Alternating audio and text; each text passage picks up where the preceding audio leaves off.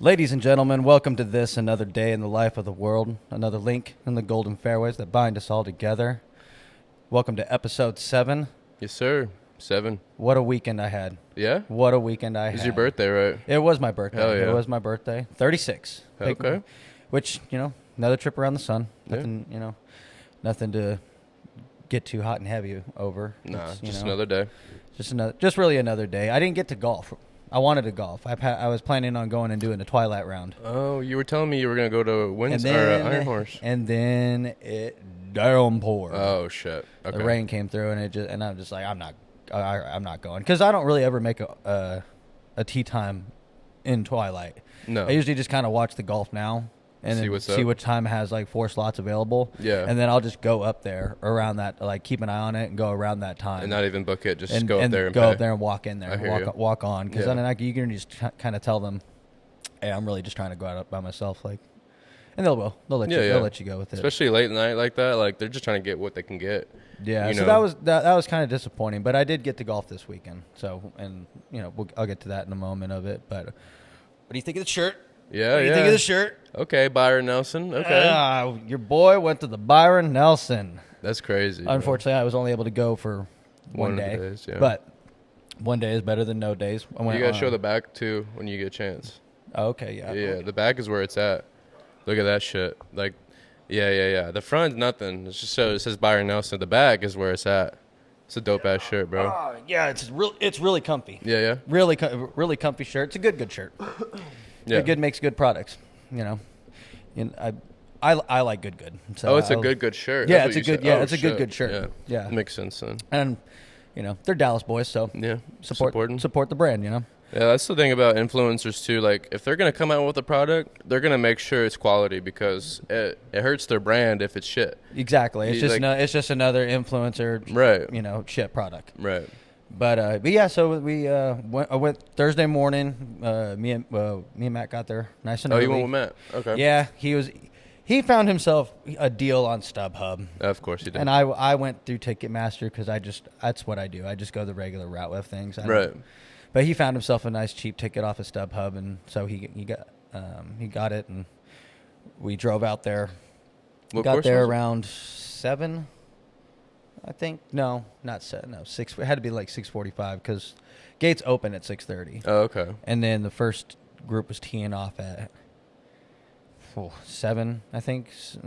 I think that sounds 7 about in the right. morning, yeah. We weren't concerned with that because Scotty Brooks and Siwoo were teeing off at the same time. Oh, okay. At I believe 7:30 is when they teed off. Oh, yeah. So we went and followed them for 2 holes. We followed.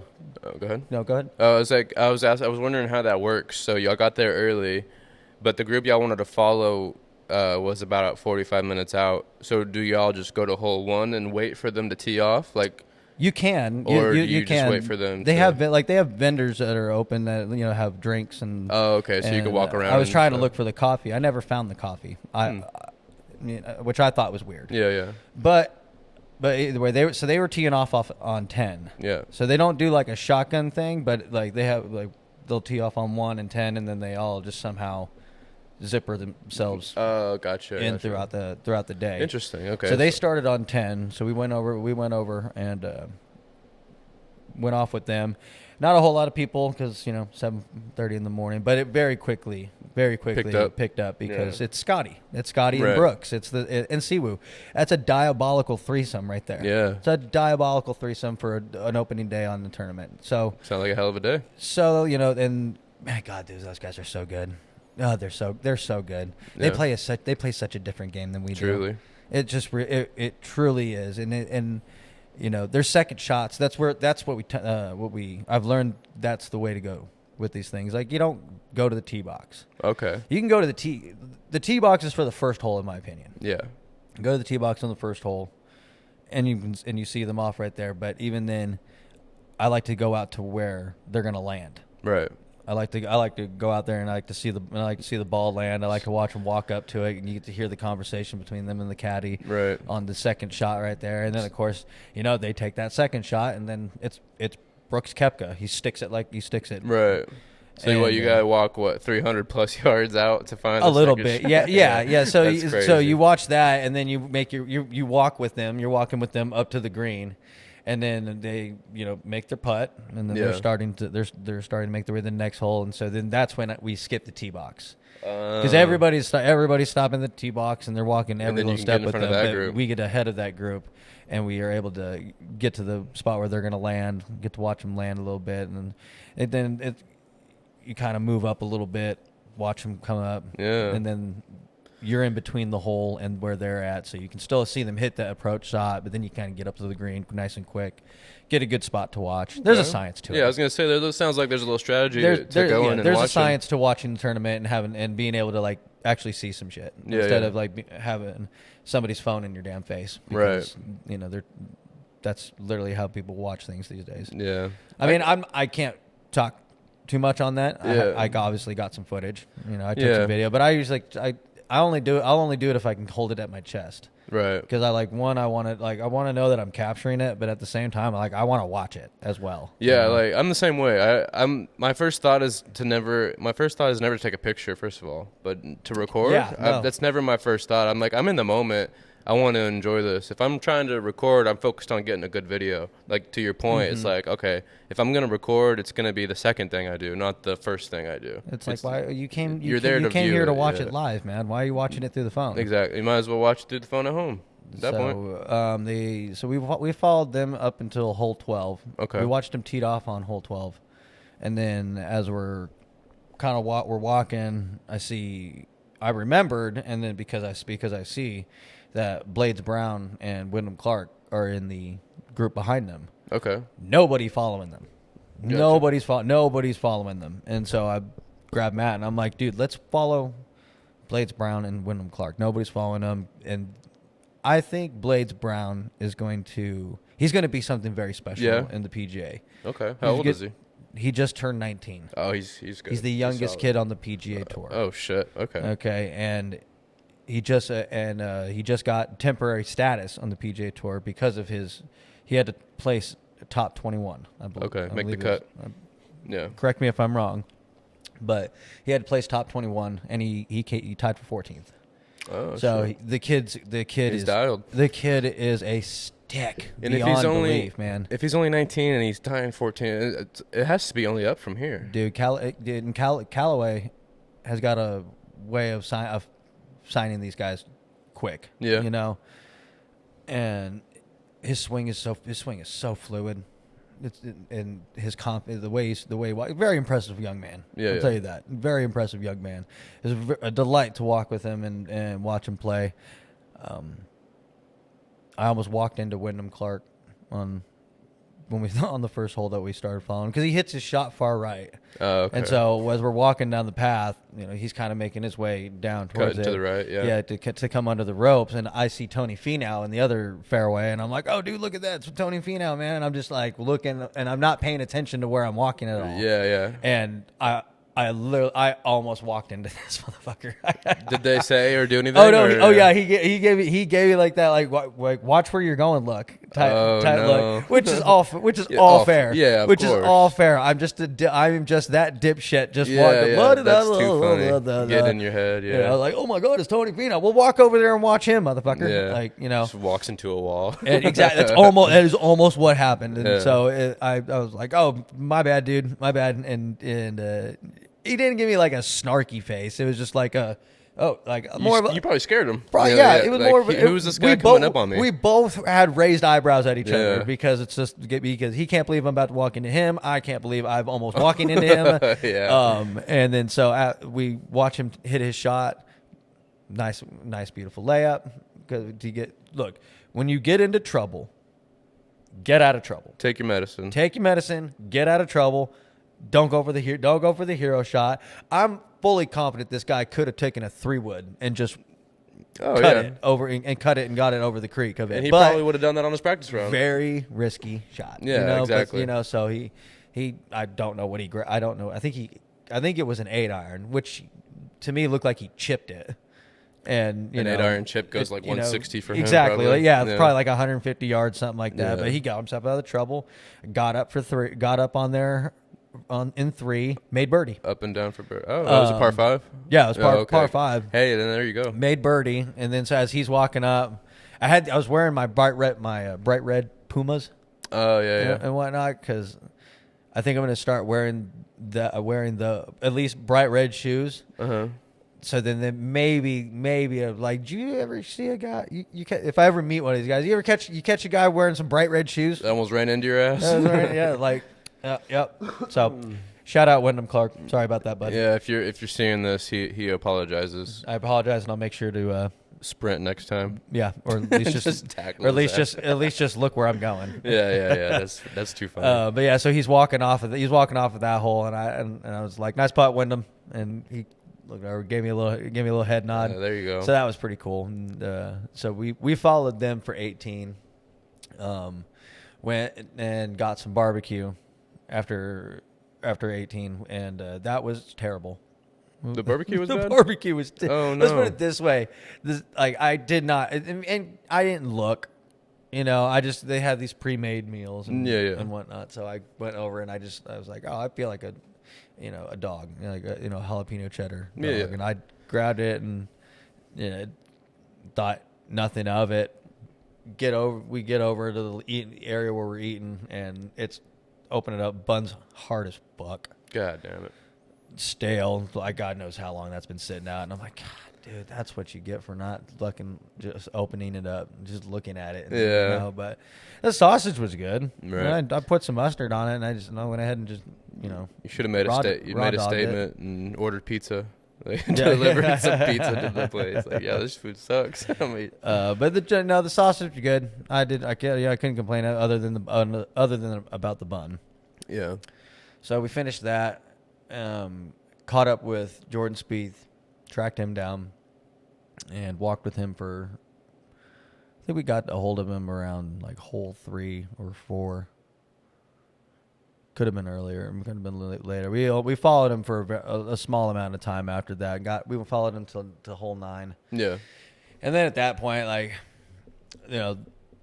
was a little tired. I was tired. It was about 3:00 at that time. Oh, okay, yeah. Yeah, and we had about a 45-minute drive to get back over into the area, and so we went ahead and called it. And gotcha. Of course, peeling Matt out of there is like pulling teeth, especially with with all the hey, putt for a prize. And apparently he did. He putt for a prize, won a necklace, a little cross necklace. Okay. Looked it up, and apparently it's like a $250 necklace. Went on the company's website and everything, looked it up, and I was like, okay, cool, right on. I was like, yeah, bro, you should have putted. And I'm like, I didn't want to. Did you have to pay to enter into it? No, everything was free. All free, come putt for a chance to win some bullshit. Yeah. And he's all about that stuff. So, I mean, if it was free, I don't blame him. If I had to pay for it, I might not. No, yeah, he won a nice piece of jewelry. Yeah, it was good. Got the shuttle, caught the shuttle back to McKinney ISD Stadium, and we called it a day. Yeah, it was a really fun day. It rained. It did rain, and thank God Matt brought his umbrella. Yeah, because I was kind of huddling underneath that a little bit. It didn't rain too long though, yeah. No, it rained in like little spurts of it. It never like downpoured. Like I had my long sleeve athletic hoodie. Mm-hmm. So I just put the hoodie on, and we were good to go. That's what's up. But got me a hat. I didn't wear that today. What day did you go again? Thursday. Oh, okay. Yeah. And you said you got a hat? Yeah, I got me a hat. I'm not wearing it today, but then I also got me a ball marker. I'm gonna start buying like the coins. Yeah, the poker chip maybe, or the coin, or the fancy coins at these tournaments. Yeah. And whatnot. And just start a tournament collection, because I have that ball collection of golf courses where I golf at, but now I need something different for the tournaments. So I think having a coin is going to be. A ball would still be pretty cool though. Well, a ball. Yeah. I mean, I get a ball, and a ball is going to go onto the ball mantle, but it's something that separates from the ball. Like, I didn't play here, but I got to go see these badass golfers play. Exactly. Yeah, exactly. But it's got a ball marker on it, and then it's got the yardage and par for each hole. Oh, no shit. Circling it on each 9. Front 9's on the front, back 9's on the back. Oh, okay. It's pretty cool. That's dope. It's pretty cool. It's like, and it's like $15. So it's pretty good for considering where you were. Let's put it this way: any ball marker compared to a Sunday red ball marker is cheap. So that's true. That's fair. There's that. I can go to the bank and get 4 ball markers for $1. Yeah. So did you lose any balls this weekend? 4 quarters. I played Tenison. I did lose. I think I lost.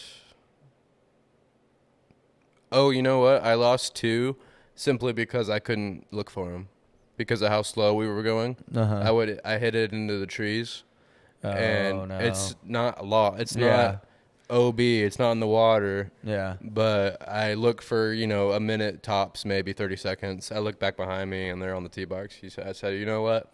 I'm gonna take a gallery drop, and then after I hit, I'll walk that line again and keep looking. But I'm going to move on. So I did that twice. Yeah. And then hole 2, I put one in the water off the tee box. Oh, yeah. The creek. Yeah, so hole 2 is the hardest hole on the course.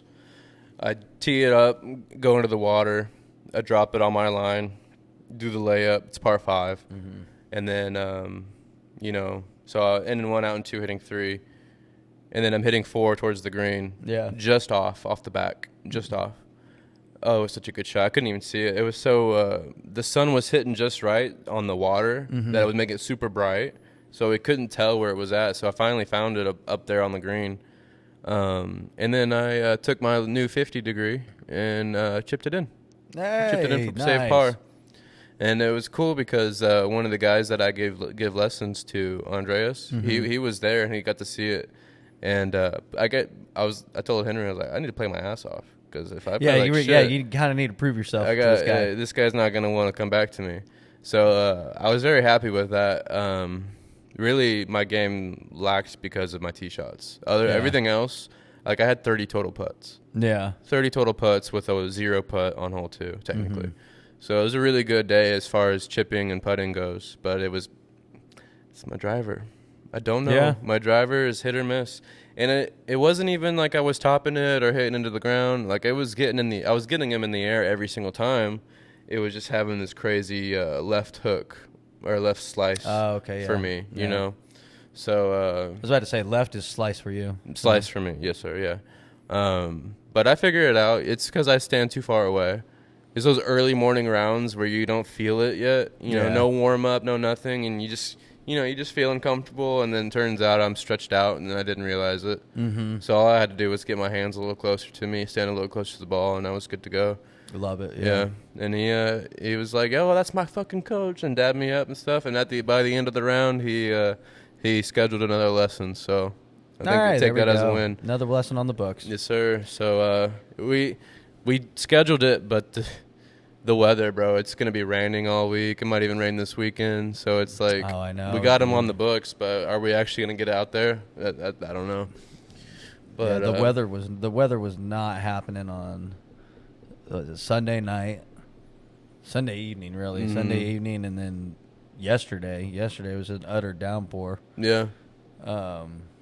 This is coming out on Thursday, so Monday. Iron Horse flooded. Oh yeah. But like that whole back area, like in 13, 14. Yeah.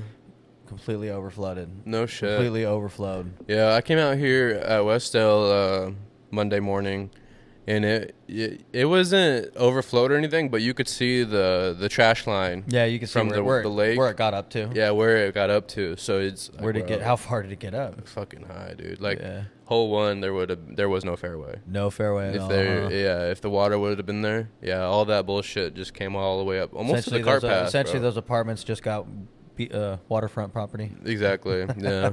Charge them double. Yeah. It wasn't too bad though. This place drains pretty well, so it's not the worst thing in the world. And it drains quickly. Yeah, it drains quickly too. Yeah. Yeah. So if you just wait out the rain a second, you're good to go. Really, just the greens that are going to be slow as fuck. But luckily, I played Iron Horse this weekend with so I had my brothers in town. Oh yeah, tell us about that. Because it was your birthday weekend, right? You had a surprise. They're not blood brothers. They're my best friends. Oh, both of them. Yeah. So not even technically your brother. Not technically, Okay, but I assumed it was your. But they're family. Yeah. But they're family. I've known Tyler. I've known since kindergarten, and gotcha. I was his best man At his wedding. And Jimmy, we met in first grade. Same thing. He was a groomsman for Tyler. Gotcha.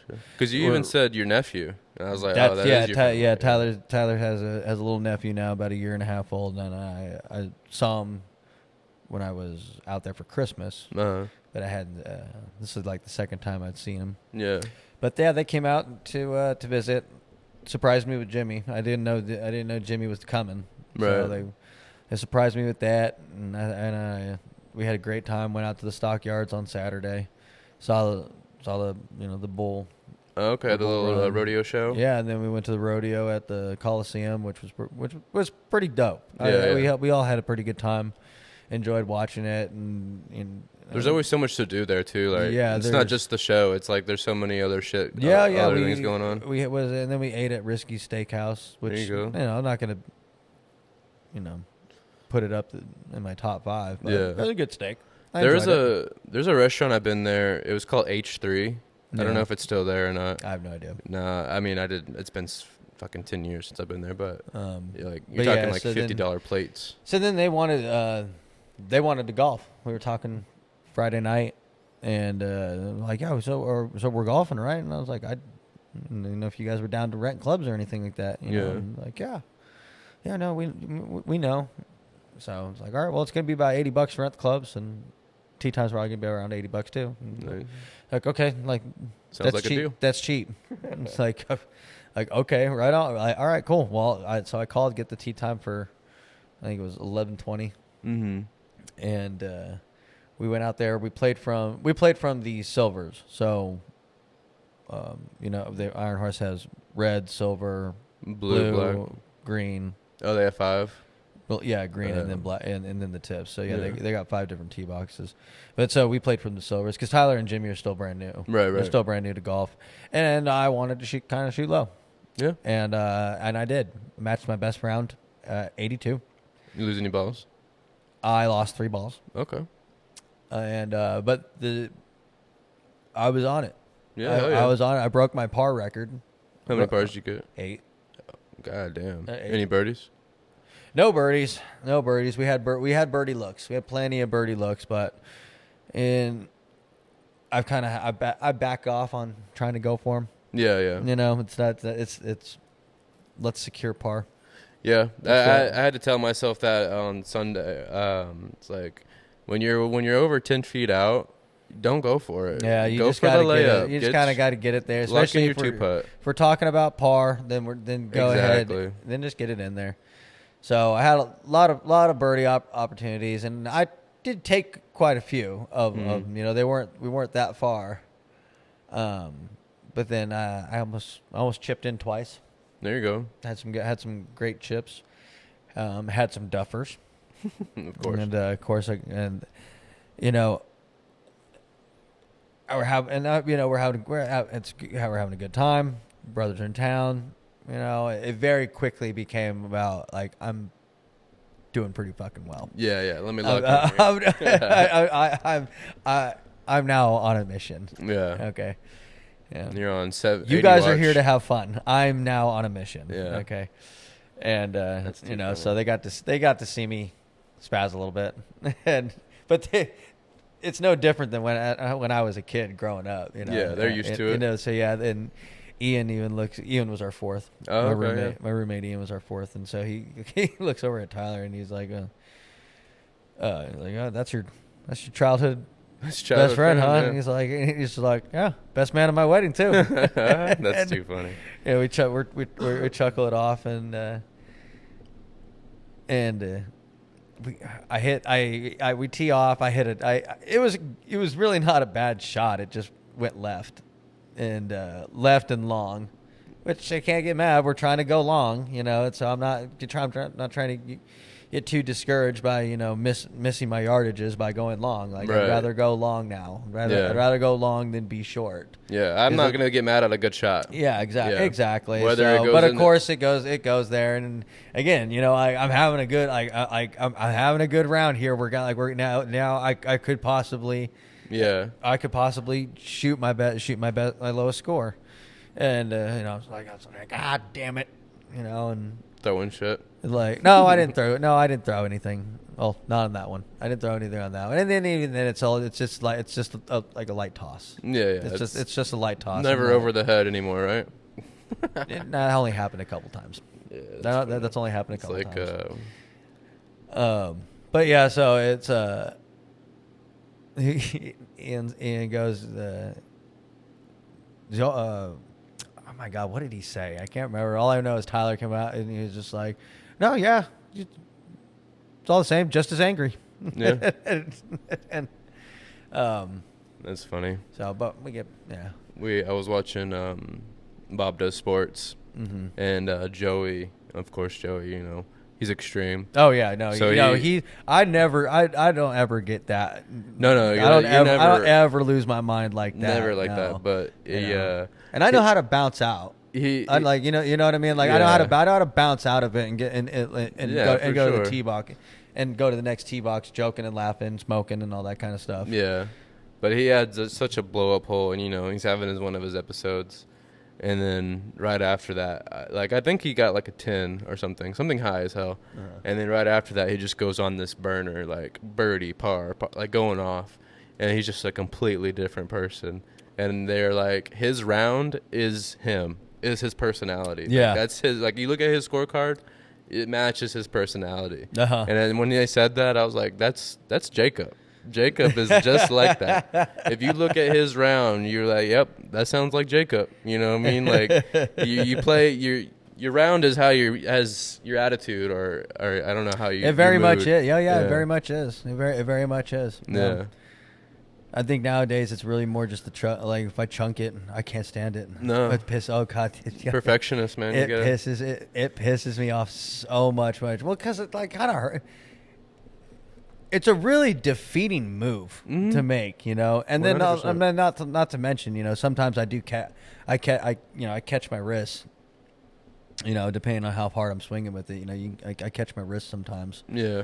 And then that just adds another level to it. But I don't really care. I don't really care. I don't overtly blow up or anything like that. And honestly, the more I golf and the more people I meet, the more I realize I'm not alone.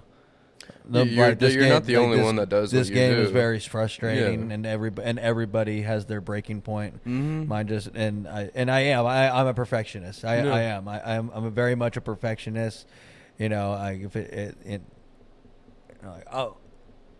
Okay with the misses, but shit, I was trying to get it up in the air. Yeah. See, I don't think nobody really intentionally does a worm burner. It works out. Right. You can get it to work out, but nobody intentionally is doing stingers. Right. Nobody intentionally is doing thins. So it's when it happens, it's like, fuck, what am I doing wrong? Mm-hmm. Yeah. I can play it. Don't get me wrong. I can get out of whatever. I can get out of whatever. Take it, yeah. Actually, some of my best shots come from anger. Yeah, that's true. You've seen them. You take them out on the ball. Sometimes it works out. I've been there. Because I was telling Henry and them too, I'm like, Jacob might get mad and stuff, but we all get mad. Yeah. We're all getting on that anger, but we might not just show it the same way you do. That's the only difference. I have to, honestly, I have to express it. I have to. It does not do me any good to bottle it up. Yeah. And that's why we followed Jordan Spieth. We were really hoping for a Jordan Spieth. Fuck. Yeah. We're something. And then you watch they get mad too. Yeah. I mean, granted, I get it. They're playing for millions. They're playing for their livelihood, and we're playing for our ego. But in all retrospective, it's all about ego for them too. Mm-hmm. Yeah. Actually, I don't want to speak in absolutes. I don't like people doing that, and so I'm not gonna say that that's a definite. But I wouldn't surprise me if it was an ego thing for them as well. And to be on that level too, you can't. It's a weird game because you kind of have to have a little bit of an ego. You do, because you have to tell yourself, my swing is fine. It was the wind, it was the grass. Because if I start blaming my grip, my takeaway, I'm changing something, and it's going to bite me in the ass. Yeah. You know what I mean? Like, it could have just been that one time I fucked it up. Like, I didn't set something right, didn't do this right or something, but I'm not going to think about it like that. Like, that was – there's a clip I've been seeing. This dude blamed – it was just a random, you know. He hit it fat. And he blamed the ground for being too soft. He's like, I feel like I'm hitting off a sponge. And I'm like, what the dude just comes up with anything. But like, you're not on that level. You fucked it up. You know what I mean? Oh yeah. So it's like there's a level to it, but then you get you go too high, you get delusional. It's like, well, and it always happens. And it happens when you're having good rounds because you're having shots that work out back to back. Right. Like shots are work. It's like holes are like a par to score a par. Everything happened somewhat correctly. Right. You know, whether you got on in 2 and you 2-putted for par, or you missed it right or left and you chipped very well, nice and short, or you know, within a decent length right there, and you sink it for par. Like, to make par is a very big deal. Yeah. That means things went very right on that hole. And when you have a bad second shot, like, it's like, and it's like when you're on a mission to try and to get that low. Right. When you're on a mission to get that low, you know that bogey is fucking you somewhere. Yeah. That bogey is fucking you somewhere, okay? And if you're not hitting birdies, which we're not, right, you know, on any kind of regular basis, that motherfucker's sticking there. Right. And as long as you're parring, you know you're one over. Right. Yeah. Yep. But even then, it's not good enough. It's not. It's not. It is. But when you feel it, when you feel the ability to possibly do that, and I don't want to hear no shit about being like, well, this is from the silver tees, or that was from the white tees, or whatnot, everything like that. Okay, then shoot that. Yeah. Then consistently shoot that. Then consistently shoot that low number for me. To show that it's easy. It's not. It's not. You can have the same damn score from the front as you do at the back. Yeah, it's a different game. It's complete. It's a completely different game from whichever tee box is. I agree. And I'd argue that even, like, you know, unless you are like hitting the green from the front, you know. You still have that short. It's that short game. Yeah, it's that short game that really gets it. And someone asked me. We're about to end here too.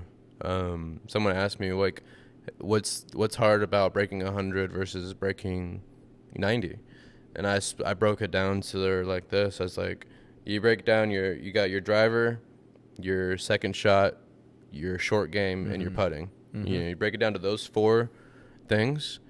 To break 100. You can go with one of those things not being on. Like, you can manage a bad tee shots and break 100. To break 90, all 4 of those things have to be on point. You can't lack in any of those. Well, you essentially get one on each hole. Exactly. You have room for one fuck up on each hole. Yeah, so like if you get a 5 on every hole, that's 90. So you just have to get 1 4 out of the... technically bogey. You have to bogey every hole. Yeah. To break 90. So you have to... A bogey. So 4's on par 3s, 6 is on par 5s. Yeah, that'll average it out. 5's on 4. Yeah. It's 1 over on each hole. 18 over on a par 72 is 90. Is 90. So but you know, I get what you're saying. Yeah. But I think, to me, that's the difference, because like when I break 100, it's when... Or like if I'm in the 90 to 100 range, it's because either my putting was off or my driver was off. Yeah. But if I'm breaking 90, all 4 of those things have to be on point. You know, I'm going to have inconsistencies here and there depending on the hole.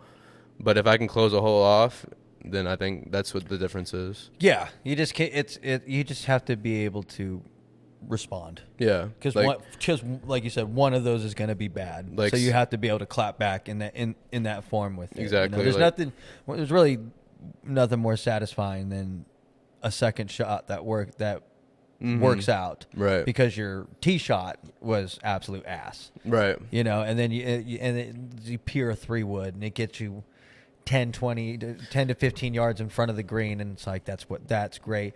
And you hit a good solid chip that gets you up there, and like that, like those you're fighting. Mm-hmm. You're fighting for par on that, scrambling on that, but it's satisfying, right. And that's the key to that's the key to really scoring low is pars.